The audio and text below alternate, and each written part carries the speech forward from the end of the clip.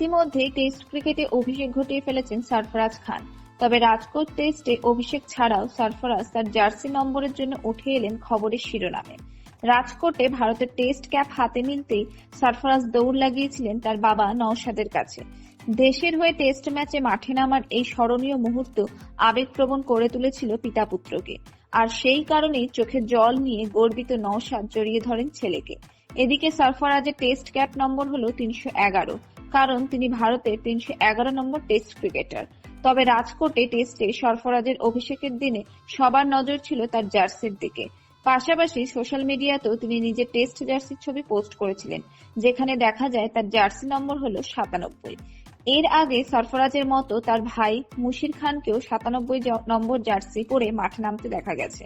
এই অবস্থায় যুব বিশ্বকাপের আসরে ব্রডকাস্টদের সঙ্গে কথা বলার সময় মুশির তাদের দুই ভাইয়ের 97 নম্বর জার্সি পরে খেলার কারণ সম্পর্কে জানিয়েছিলেন, যেটা জানার পর অনেকেই অবাক হয়েছেন। 87 নম্বর জার্সির আসল কারণ হলো সরফরাজ ও মুশিরের 87 নম্বর জার্সির কারণ হিসেবে রয়েছেন তার পিতা নওশাদ। বাবার নামের সঙ্গে মিল থাকায় তারা 97 নম্বর জার্সি গায়ে চাপিয়ে মাঠে নামেন।